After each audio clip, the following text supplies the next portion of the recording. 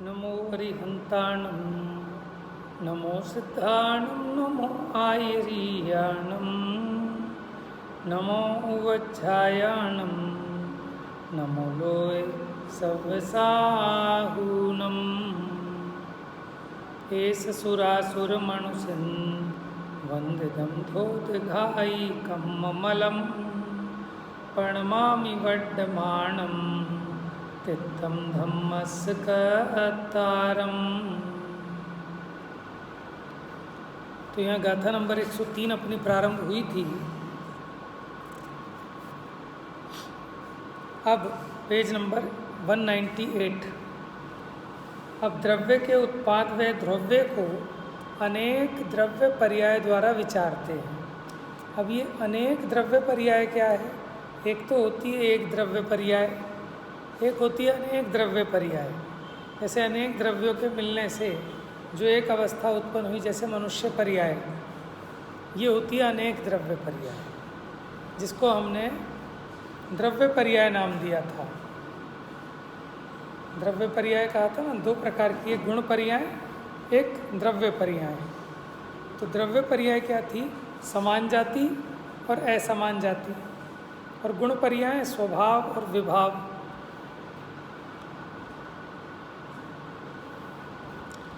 तो अब अनेक द्रव्य पर्याय के द्वारा विचार करते हैं। पहले तो एक द्रव्य के द्वारा विचार किया था उसी में, अब अनेक द्रव्य पर्याय, क्योंकि दो तरह की पर्याय थी। चलिए, पाणु भवदीय अण्णो पज्जाओ वयदि अण्णो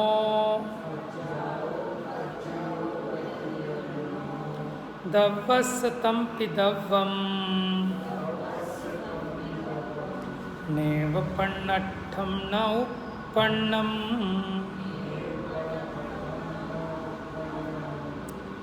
पाणु भवदी, पाणु भवदी माने प्रादुर्भाव होता है, यानी उत्पन्न होता है। या अन्नोपज्जाओ, अन्य पर्याय की अपेक्षा उत्पन्न होता है। पज्जाओ वयदि अण्णो, और किसी अन्य पर्याय की अपेक्षा व्यय को प्राप्त होता है। दव्वस माने द्रव्य, तम्पि दव्वम, तो भी द्रव्य, नेव पण्णट्ठम न उपपन्नम, तो भी द्रव्य न तो उत्पन्न होता है न नष्ट होता है। पहले कह रहे हैं द्रव्य किसी अन्य पर्याय से उत्पन्न होता है, ठीक है, किसी अन्य पर्याय की अपेक्षा व्यय को प्राप्त होता है, फिर भी द्रव्य न उत्पन्न होता है न नष्ट होता है।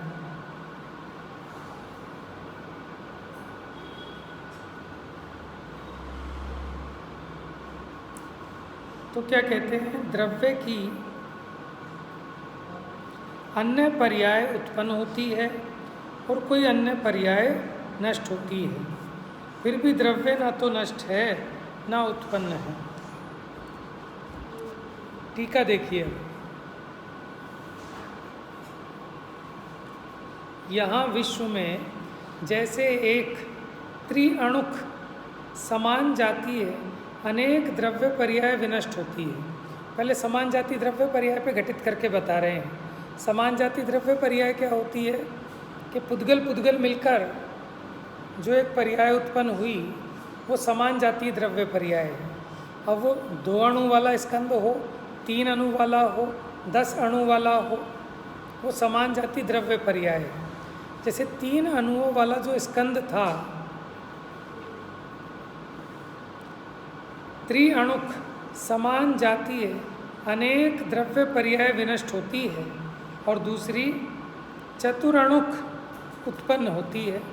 माने 3 परमाणुओं वाला स्कंद नष्ट हुआ, 4 परमाणुओं वाला स्कंद उत्पन्न हुआ, परंतु वे 3 या 4 पुद्गल परमाणु तो न उत्पन्न हुए न नष्ट हुए। पुद्गल के संदर्भ में समझना कि जो एक शुद्ध पुद्गल परमाणु है वो है पुद्गल द्रव्य। क्या कहा? जो एक शुद्ध पुद्गल परमाणु है उसको कहते हैं पुद्गल द्रव्य। जब 2 या 2 से अधिक परमाणु मिले उसका नाम है पर्याय, लेकिन वो कहलाती है द्रव्य पर्याय। समझे?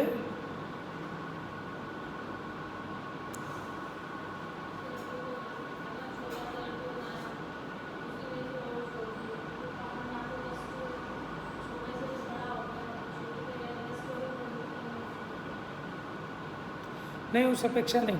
अगर आप उस अपेक्षा देखो, तुम कह रहे हो ना जैसे वही वाले 3 के 3 अणु हैं और एक चौथा अणु और आकर मिल गया, तो ये 4 अणु आए ना, तो इसको उत्पन्न कहा जाएगा।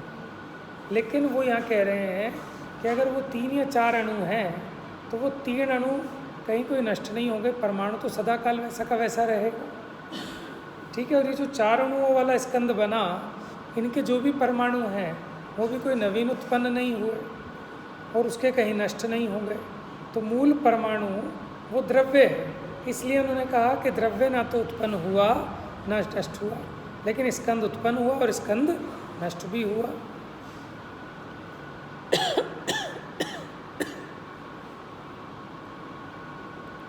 इसी प्रकार सभी समान जातीय द्रव्य पर्यायें विनष्ट होती हैं और उत्पन्न होती हैं, किंतु समान जातीय द्रव्य तो अविनष्ट और अनुत्पन्न रहते हैं। ये जो उन्होंने कहा ना कि पर्याय नष्ट होती हैं, द्रव्य न उत्पन्न होता न नष्ट होता, ये द्रव्य पर्याय की अपेक्षा बात है कि एक स्कंद नष्ट हुआ, दूसरा स्कंद उत्पन्न हुआ, तो स्कंद तो है पर्याय, लेकिन जो पुद्गल परमाणु है वो है द्रव्य। तो पुद्गल परमाणु न नष्ट हुआ न उत्पन्न हुआ। अब असमान जाति पे उदाहरण करके बता रहे हैं, सेकंड पैरा। जैसे एक मनुष्यत्व स्वरूप असमान जाति द्रव्य पर्याय विनष्ट होती है और दूसरी देवत्व स्वरूप असमान जाति द्रव्य पर्याय उत्पन्न होती है, परंतु वह जीव और पुद्गल तो अविनष्ट और अनुत्पन्न ही रहते हैं। जिस जीव और पुद्गल के संयोग से मनुष्य पर्याय हुई थी, वो मनुष्य पर्याय भले नष्ट हो गई, लेकिन उसके जो भी पुद्गल थे वो भी नष्ट नहीं होते। परिणमन होता है, परिवर्तन होता है, लेकिन पुद्गल परमाणु तो वही के वही हैं, और जीव तो उस पर्याय को छोड़कर देव पर्याय में आ गया। तो जो देव पर्याय जिससे बनी, ऐसे पुद्गल के परमाणु वो कोई नवीन उत्पन्न नहीं हुए, वो भी पहले से थे, लेकिन उन परमाणुओं का एक स्कंद नया बन गया। बात समझ में आ रही है आपको कि जिनसे वो स्कंद बनता है वो परमाणु तो अनादि अनंत हैं, लेकिन जो स्कंद की उत्पत्ति होती है वो नवीन नवीन होती है। स्कंद है पर्याय और परमाणु है द्रव्य। तो इसलिए कहा द्रव्य उत्पन्न नष्ट नहीं होता, पर्याय होती हैं, परंतु ये जीव और पुद्गल तो अविनष्ट और अनुत्पन्न ही रहते हैं। इसी प्रकार सभी असमान जातीय द्रव्य पर्यायें विनष्ट हो जाती हैं और उत्पन्न होती हैं, परंतु असमान जातीय द्रव्य न तो नष्ट होता और न उत्पन्न होता। इस प्रकार अपने से माने द्रव्य रूप से ध्रुव और द्रव्य पर्यायों द्वारा उत्पाद व्यय, ऐसे द्रव्य उत्पाद व्यय द्रव्य हैं।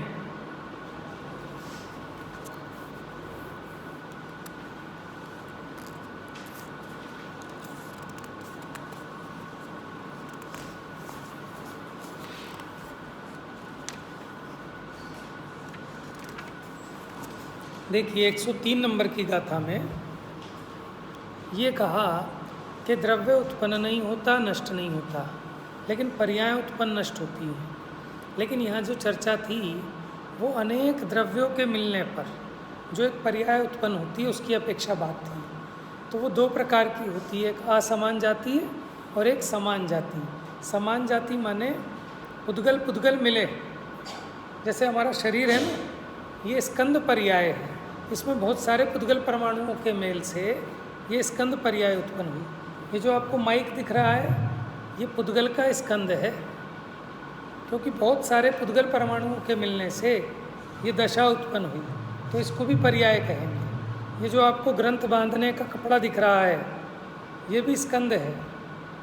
कैसे स्कंद है कि समान जाति के यानी पुद्गल पुद्गल द्रव्य आपस में मिले तो इस स्कंद की उत्पत्ति हुई। अब इसको आग लगा दें तो राख बन जाएगी, ठीक है। तो जैसे इस वेस्टर्न का अभाव होकर राख का उत्पाद हुआ, लेकिन जो पुद्गल परमाणु इसमें हैं वही पूरे के पूरे पुद्गल परमाणु राख में भी हैं, लेकिन बस क्या हुआ, उनका थोड़ा परिणमन हुआ, परिवर्तन हुआ। तो इस अपेक्षा कहा कि स्कंद तो उत्पन्न और विनष्ट होते हैं, लेकिन पुद्गल परमाणु ना तो उत्पन्न होता न नष्ट होता। इस अपेक्षा उन्होंने कहा समान जाति द्रव्य पर्याय की अपेक्षा। फिर असमान जाति द्रव्य पर्याय, एक तो जीव और अनंत पुद्गल, इनके मेल से जो मनुष्य पर्याय, तिर्यंश पर्याय, देव पर्याय बनी, ये कहलाती है असमान जाति द्रव्य पर्याय। ये चर्चा पहले आ चुकी है ना अपनी पज्जय मुड़ा ही पर समय 93, 94, 95 गाथाओं में। अब ये जो दोनों के संयोग से अवस्था बनी, इन दोनों का वियोग होने पर ये मनुष्य पर्याय तो नष्ट हो जाएगी, देव पर्याय उत्पन्न हो जाएगी, लेकिन जीव नष्ट नहीं हुआ। उसी प्रकार जो इसके पुद्गल परमाणु थे वो नष्ट नहीं हुए। ये स्कंद टूट जाएगा, राख बन जाएगा, परमाणु अलग अलग बिखर जाएंगे, लेकिन परमाणु नष्ट नहीं होंगे। और देव पर्याय जिनसे बनी, ऐसे जो वैक्रियक शरीर के परमाणु हैं वो कोई नवीन उत्पन्न नहीं हुए। हाँ, वो स्कंद नया है, लेकिन वो परमाणु तो सृष्टि में पहले से ही थे। इसलिए उन परमाणुओं की अपेक्षा देखें, जीव की अपेक्षा देखें, मतलब द्रव्य की अपेक्षा देखें, तो ना उत्पन्न हुए ना नष्ट हुए। लेकिन पर्याय की अपेक्षा देखें तो मनुष्य पर्याय का अभाव हुआ, देव पर्याय उत्पन्न हुई। इसलिए इस गाथा में कहा कि द्रव्य की अन्य पर्याय नष्ट होती है, अन्य पर्याय उत्पन्न होती है, लेकिन द्रव्य तो न उत्पन्न होता न नष्ट होता। लेकिन ये चर्चा थी द्रव्य पर्याय के बारे में, माने अनेक द्रव्यों के संयोग से जो अवस्था होती है उसी को अनेक द्रव्य पर्याय कहते हैं। अब चर्चा करेंगे एक द्रव्य पर्याय की अपेक्षा, माने एक ही द्रव्य के भीतर भीतर। जैसे पुद्गल तो पुद्गल पुद्गल में ही, जीव तो जीव जीव की पर्याय।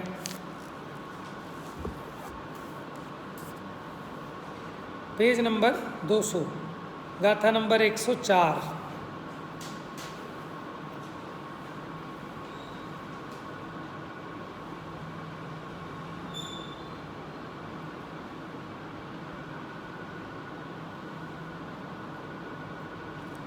परिणम दिशयम दव्वम गुण दो या गुणंतरम सद्विशिष्टम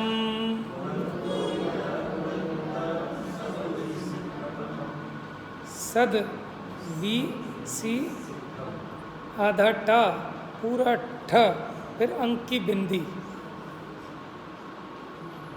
विशिष्टम विशिष्टम विशिष्टम विशिष्टम विशिष्ट रूप से। तमहा गुण पज्जाया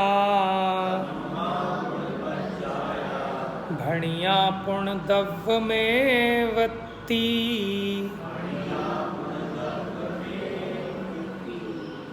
में वत्ती। एक्चुअल में अकेला ती भूलेगा नहीं, तो उसके साथ जोड़ के पढ़ लेंगे एक साथ।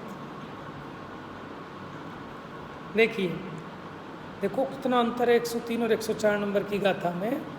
अब कोई इसके अर्थ को ना समझे और यही कहे कि पर्याय उत्पन्न और व्यय होती हैं, द्रव्य नहीं होता, तो ये बात सर्वथा लागू नहीं पड़ेगी। ये तो सिर्फ मनुष्य पर्याय, देव पर्याय अथवा स्कंद आदि की पर्यायों पर लागू पड़ेगी। लेकिन अगर एक द्रव्य के भीतर की बात करेंगे तो क्या कहते हैं, या तो पहले ही कह रहे हैं परिणमति स्वयं दव्वम, कि परिणमित होता है स्वयं द्रव्य। देखो लिखा है आपके सामने, देख लो क्या लिखा है, परिणमित होता है स्वयं द्रव्य। और पहले वाले में क्या था कि द्रव्य न उत्पन्न होता न नष्ट होता, क्योंकि वहाँ अनेक द्रव्य पर्याय की बात थी। लेकिन यहाँ एक ही द्रव्य की बात है, तो ये एक द्रव्य स्वयं ही परिणमित होता है। किस रूप होता है, गुण दो या गुणंतरम, के गुण से गुणांतर रूप परिणमित होता है। क्या कह रहे हैं? गुण से गुणांतर रूप, माने एक गुण पर्याय से अन्य गुण पर्याय रूप परिणमित होता है। ठीक है, जैसे अभी माने ज्ञान गुण की मति ज्ञान रूप अवस्था थी, अब वो श्रुत ज्ञान रूप हो गई। समझ में आया? इसका नाम है गुण से गुणांतर रूप परिणमित होता है। सद विशिष्टम माने सत अपेक्षा से अविशिष्ट रूप से, माने पूरा का पूरा द्रव्य स्वयं ही एक गुण पर्याय से दूसरी गुण पर्याय रूप परिणमित होता है और उसकी सत्ता गुण पर्यायों की सत्ता के साथ अविशिष्ट है। सत अविशिष्टम, तो सत जमा अविशिष्टम, इसको मिलाएंगे तो ता का बन जाएगा द, माने आधा ता और आ, वो मिलाकर पूरा ता बना लो। ठीक है, सत, अब उसमें आ जोड़ो तो सत पूरा हो जाएगा। लेकिन सत के लिए सद कैसे बनता है? जब संधि करते हैं, क्या है? सत जमा गुण क्या बनेगा? सदगुण, ये संधि होती है। ठीक है, सत जमा शास्त्र क्या बनेगा? सच्छास्त्र। उसका हिसाब है, जो उत्तर पद है ना, तो उसके हिसाब से वो चा बन गया वहाँ। ऐसे ही सत जमा मान क्या बन जाएगा? देखो, कहीं पर माँ बन गया ताका, कहीं पर दा बन गया, कहीं पर चा बन गया, ये संधि होती है। हैं? नहीं, यण संधि तो होती है ई जमा अ बराबर य, वो है यण।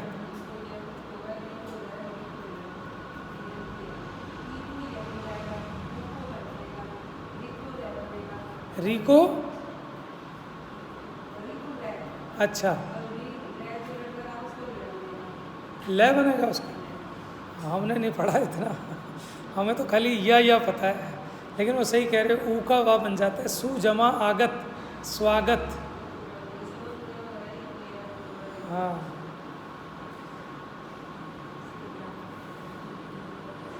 देखिए, तो इसलिए देखो यहाँ जो आया ना सद विशिष्टम, तो इसका मतलब होगा सत जमा अविशिष्ट। विशिष्ट माने विशेष से बना है विशिष्ट। विशिष्ट माने होता है भेद रूप, और अविशिष्ट माने अभेद रूप। तो उनका सत अविशिष्ट है, एक रूप है। किसका? द्रव्य का और वो गुणों के परिणमन का। तो द्रव्य स्वयं ही गुण से गुणांतर रूप परिणमित होता है, अर्थात द्रव्य स्वयं ही एक गुण पर्याय से अन्य गुण पर्याय रूप परिणमित होता है और उसकी सत्ता, द्रव्य की सत्ता, गुण पर्यायों की सत्ता के साथ अविशिष्ट अभिन्न एक ही रहती है। तमहा गुण पज्जाया, इसलिए गुण पर्याय भणिया पुण्य द्रव्य में वत्ती, इसलिए गुण पर्यायों को द्रव्य ही कहा गया है। क्या कह रहे हैं? कि जो गुण पर्याय हैं वे द्रव्य ही हैं, क्योंकि द्रव्य ही परिणमित हो रहा है। टीका देखिए, गुण पर्याय एक द्रव्य पर्याय है। पीछे हमने कहा था अनेक द्रव्य पर्याय की बात की थी। दो या दो से अधिक स्कंदों के मिलने से अथवा जीव और अनेक पुद्गल स्कंदों के मिलने से अनेक द्रव्य पर्याय होती है, उसमें अनेक द्रव्य मिलते हैं। यहाँ एक द्रव्य पर्याय में अनेक द्रव्य नहीं मिले, एक अकेला द्रव्य ही अपने जो उसके गुण हैं उन रूप परिणमित होता है। ठीक है, तो उसके गुणों का, उसकी पर्यायों का वो एक ही सत्ता है, द्रव्य की सत्ता ही गुण पर्याय की सत्ता है, तो इसलिए वो एक द्रव्य है। टीका देखिए, गुण पर्याय एक द्रव्य पर्याय है। देखो हमने पहले कहा था गुण पर्याय और द्रव्य पर्याय, तो वहाँ द्रव्य पर्याय से मतलब था अनेक द्रव्यों के मिलने से जो दशा हुई उसको हमने कहा द्रव्य पर्याय। और एक द्रव्य पर्याय में क्या है, एक द्रव्य में अपने भीतर जो उसके गुणों का परिणमन है वो है एक द्रव्य पर्याय। माने जीव की पर्याय, जीव के जो गुणों का परिणमन है वो जीव की पर्याय है। ठीक है, एक पुद्गल परमाणु, उसमें स्पर्श रस गंध वर्ण का जो परिणमन वो पुद्गल पर्याय है, लेकिन वो एक द्रव्य की पर्याय है, क्योंकि गुण पर्यायों को एक द्रव्य बना है। अर्थात गुण पर्याय एक द्रव्य की पर्याय हैं, क्योंकि वे एक ही द्रव्य हैं, भिन्न भिन्न द्रव्य नहीं। उनका एक द्रव्यत्व आम्र फल की भांति है। देखो पहले हरा आम था, कच्चा था, खट्टा था, कैड़ा था, ठीक है, और सुगंध नहीं थी उसमें। अब वो पका तो हरे से पीला हो गया, सुनना जरा ध्यान से, खट्टे से मीठा हो गया, कड़े से नरम हो गया, सुगंध नहीं थी उसमें, अब सुगंध आ गई मिठास वाली। ठीक है, अब मेरा प्रश्न आपसे ये है कि हरे से पीले रूप में कौन परिणमित हुआ? हरे से पीले रूप में कौन परिणमित हुआ?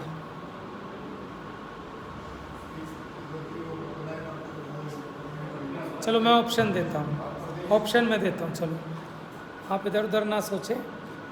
आम परिणमित हुआ हरे से पीले रूप, कि वो वर्ण गुण परिणमित हुआ हरे से पीले रूप? आम तो नहीं हुआ ना?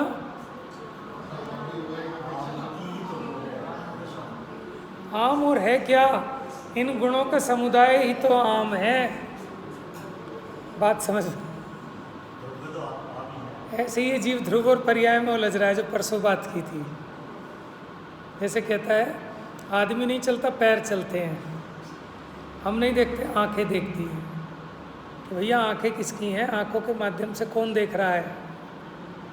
समझ में? कई लोग ये भी ऐसा भी कह सकते हैं ना कि मैं नहीं बोल रहा, ये जिव्या बोल रही है, मैं नहीं देख रहा, आंखें देख रही हैं, मैं तो नहीं चल रहा, पैर चल रहे हैं। तो ऐसे थोड़ी पैर कोई अलग हो और तुम कोई अलग हो, है ना?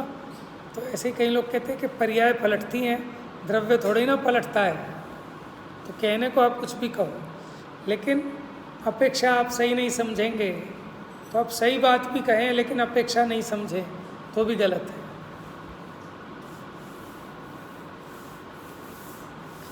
बात कुछ समझ में आ रही है आपको? अटपटी तो लगती है, ठीक है?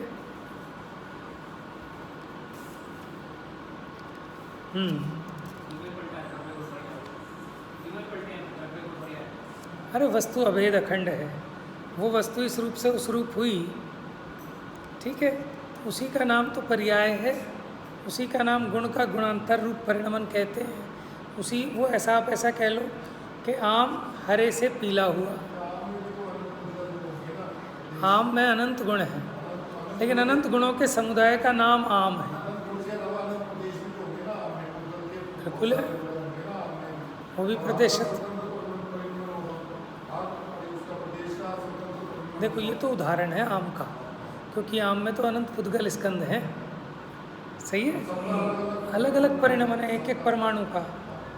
अब क्या करें, मजबूरी है, उदाहरण है वो आम, लेकिन आम में तो अनेक पुद्गल द्रव्य हैं, ठीक है। वो वास्तव में वो एक स्कंद है, वो अपने आप में एक पर्याय है आम।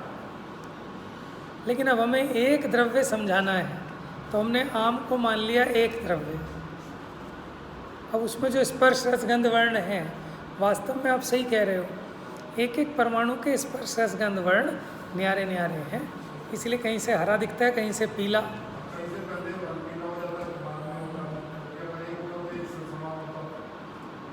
वो उदाहरण रूप में ग्रहण करना।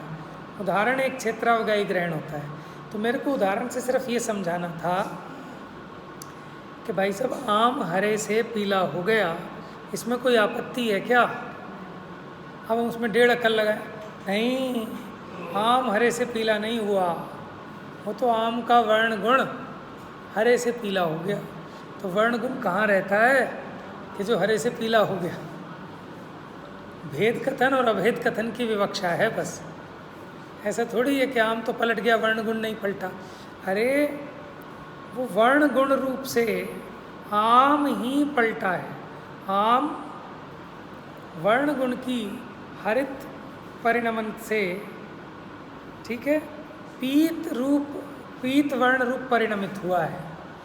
तो आप इसको ऐसा कह लो कि वर्ण पलटा है, चाहे आप ये कह दो आम ही पलटा है, कोई आपत्ति नहीं है।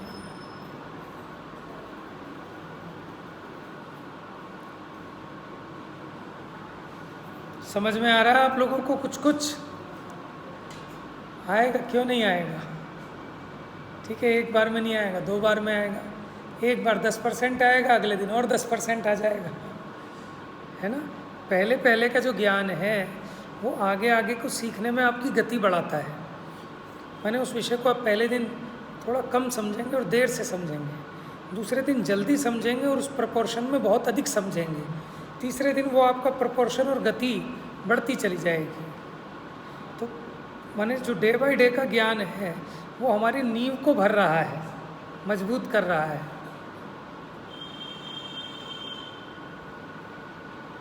मुझे खुद ऐसा फील होता है कि वाकई में वही कठिन विषय है। आप लोगों का धैर्य है कि आप सुन रहे हैं रुचिपूर्वक, है ये अच्छा है। ग्रंथ सामने है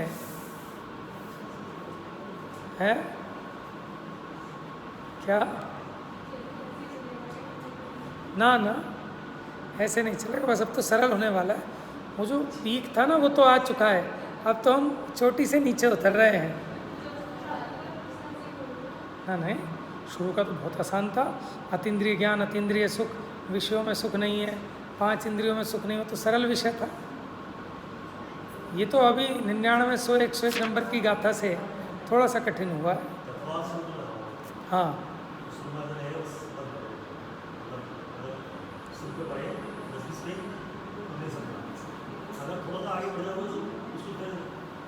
हर चीज़ का ऐसे ही है।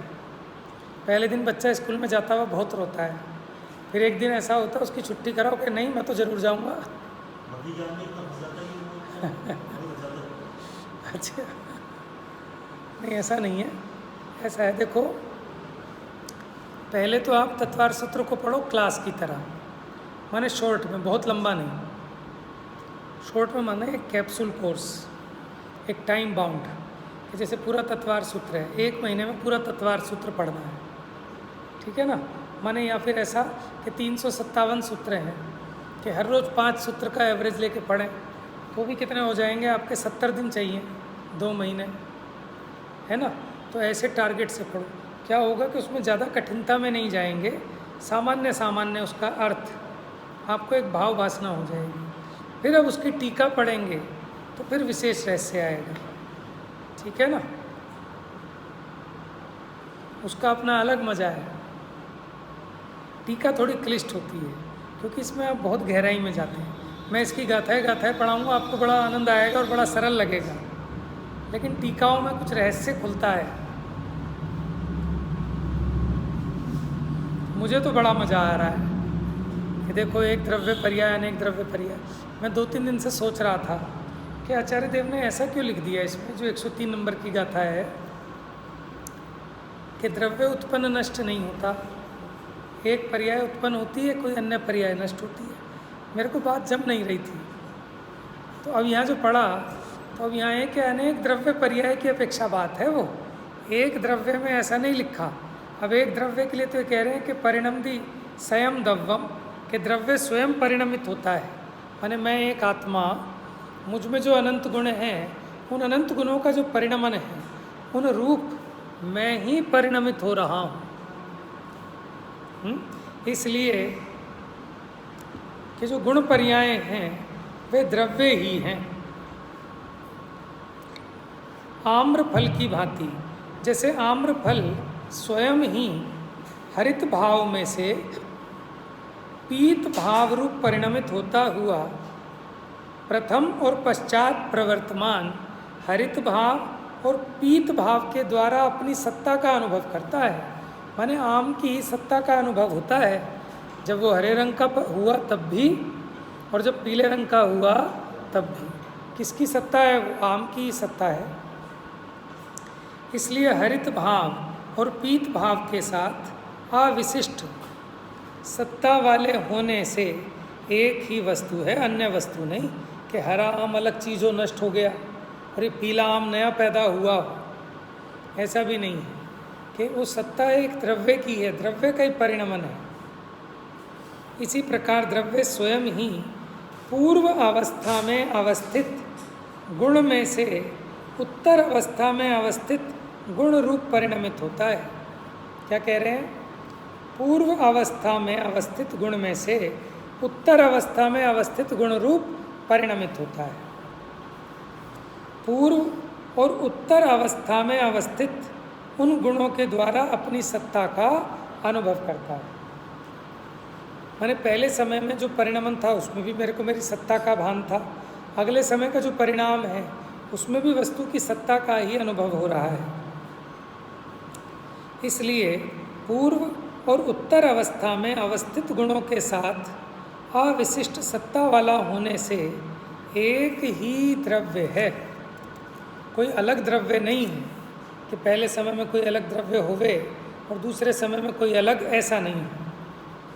आम के दृष्टांत की भांति द्रव्य स्वयं ही गुण की पूर्व पर्याय में से उत्तर पर्याय रूप परिणमित होता हुआ। कौन? द्रव्य। हम क्या कहते हैं? द्रव्य नहीं परिणमित होता, पर्याय ही परिणमित होती है। लेकिन यहाँ क्या कह रहे हैं कि द्रव्य स्वयं पूर्व पर्याय से उत्तर पर्याय रूप स्वयं परिणमित होता हुआ पूर्व और उत्तर गुण पर्यायों के द्वारा अपने अस्तित्व का अनुभव करता है। इसलिए पूर्व और उत्तर गुण पर्याय के साथ अभिन्न अस्तित्व होने से एक ही द्रव्य है, द्रव्यांतर नहीं है। अर्थात वे गुण पर्याय और द्रव्य एक ही द्रव्य रूप हैं, भिन्न भिन्न द्रव्य नहीं हैं। और जैसे पीत भाव से उत्पन्न होता हुआ हरित भाव से नष्ट होता हुआ और आम्र फल रूप से स्थिर रहता होने से आम्र फल एक वस्तु की पर्यायों द्वारा उत्पाद व्यय द्रव्य रूप है, उसी प्रकार उत्तर अवस्था में अवस्थित गुण से उत्पन्न पूर्व अवस्था में अवस्थित गुण से नष्ट हुआ। अब तो पर्याय भी नहीं कह रहे, गुण से कह रहे हैं कि पूर्व अवस्था में अवस्थित गुण से नष्ट, उत्तर अवस्था में अवस्थित गुण से उत्पन्न और द्रव्यत्व गुण से स्थिर होने से द्रव्य एक द्रव्य पर्याय के द्वारा उत्पाद व्यय द्रव्य रूप है। इससे पूर्व की गाथा में द्रव्य पर्याय के द्वारा द्रव्य के उत्पाद व द्रव्य बताए थे। इस गाथा में गुण पर्याय के द्वारा द्रव्य के उत्पाद व द्रव्य बताए गए हैं। ठीक है, अब आगे चर्चा कल करेंगे। स्वरूप से सत्ता है कि सत्ता के मिलाने पर वो सत हुआ।